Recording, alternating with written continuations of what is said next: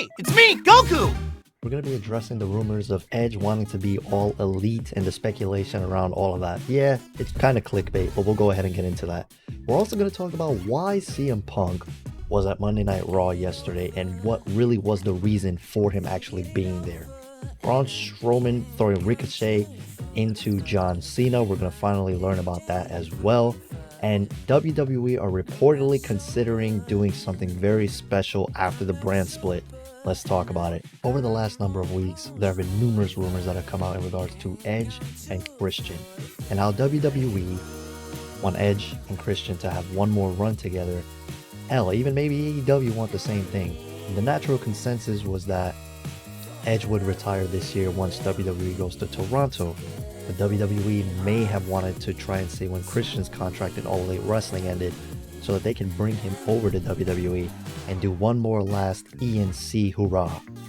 Some people saw a photo yesterday of Edge and Christian attending a hockey game and immediately were like, Edge to AEW confirmed. But that's not the case, man. I think they're the best friends. They're just hanging out. They're chilling. Now, Edge was recently on Impulsive and he was asked about his retirement. He went on to say, quote, I might have another year in me to be able to do it at this level and still be able to do it at an elite level. Let me get this straight, because he used the word at an elite level. Now everybody's like, he's going to AEW. But obviously, I'm assuming a lot of those people are joking. But then there was people in my actual TikTok comment section that genuinely believed that this was true. Oh boy. Anyways, man, what do you guys think? Sound off in the comments.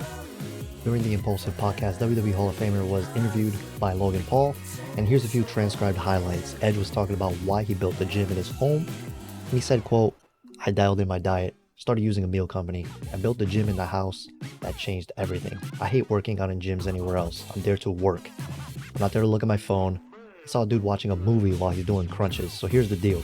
I got a fused wrist. I got a half pec attached here. I got no labrum. I got a triple fusion on my neck. Got a torn Achilles.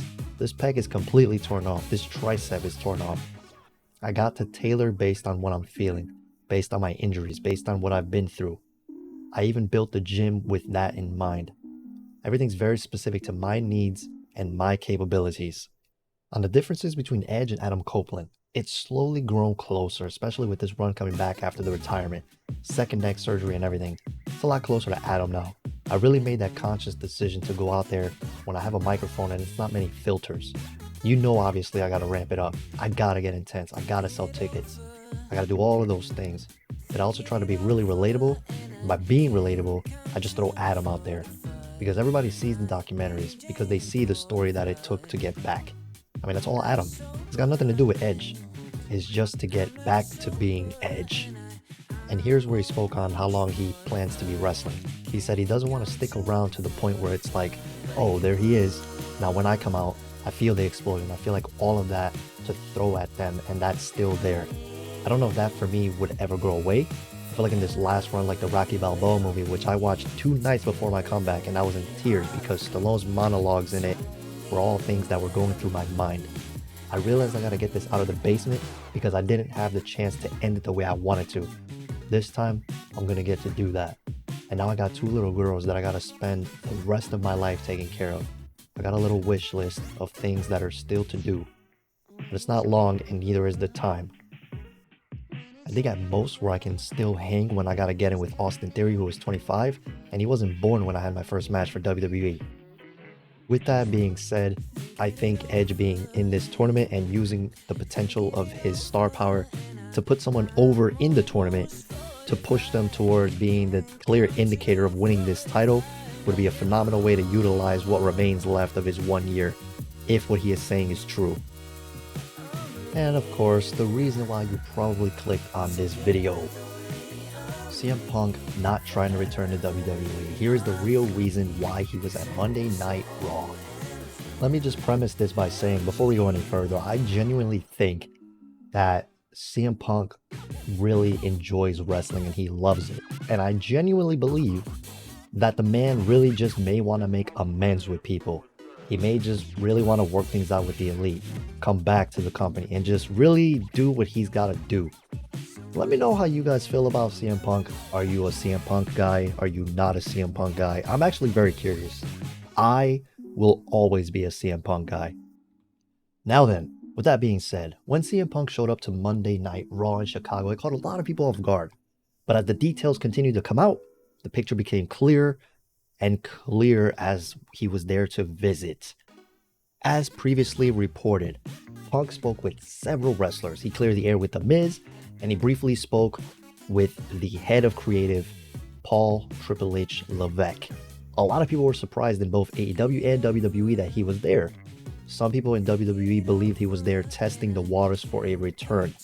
Now, before this goes any further, some people were even saying that he wanted to go back to WWE. Some people were saying that he was being there as a shot at AEW for what they have done to him, but he's been getting paid the whole time. I don't think he would have done that. I genuinely think he was just there to visit some friends. Not only that, but when it comes to contracts and things like that, CM Punk knows his worth. He's gonna get paid regardless.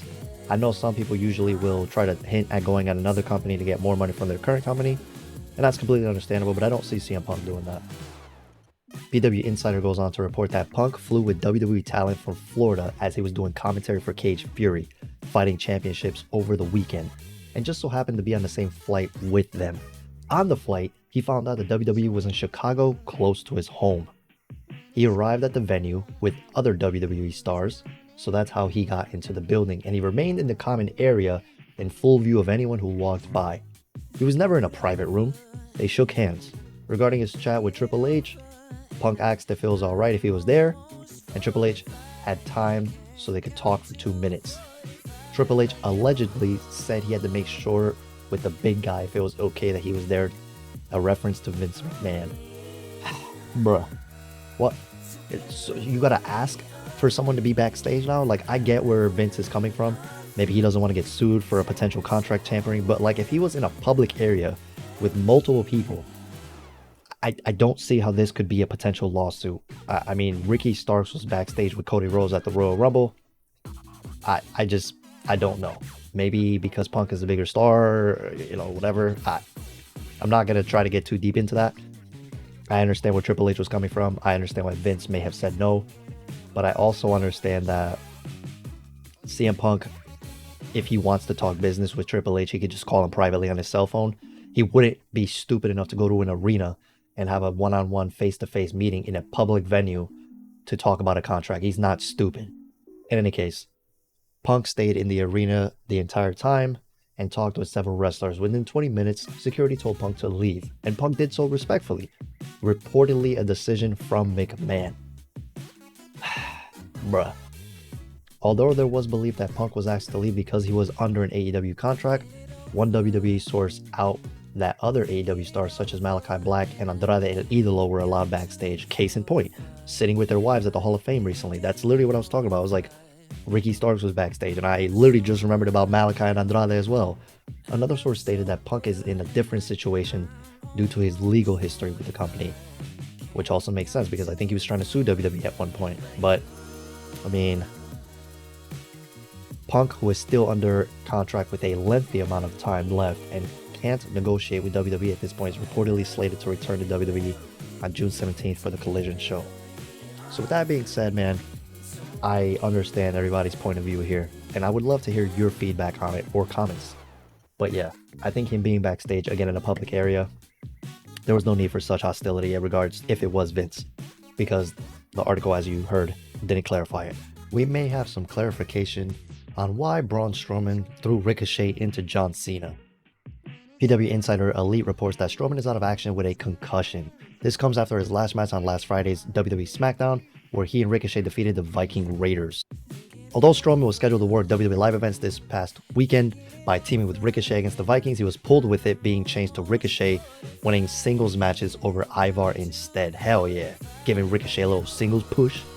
The concussion must have happened in the tag match and would now explain why there were some clunky moments in the match, including a spot where Eric and Ivar double-teamed Strowman, but then he fought both opponents off before tagging in Ricochet. Not only that, but it would make sense why when Ricochet got thrown into nothing, he then came in, uppercutted, and then he himself went outside the apron and just kind of fell down there and just kind of laid there for a bit. Now, this next piece of information makes me very happy. WWE is reportedly considering going back to brand exclusive premium live event shows. Yes!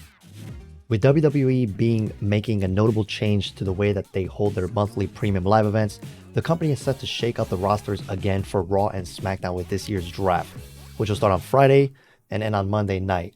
This is ahead of the promoting crowning a new World Heavyweight Champion at Night of Champions on Saturday, May 27th. The title will be defended on whichever promotion that the undisputed WWE Universal Champion Roman Reigns is not drafted to. And this makes perfect sense because now the actual title for what I'm assuming is going to be Raw, and Roman will stay on SmackDown, maybe. Let's say the World Heavyweight title is on Raw.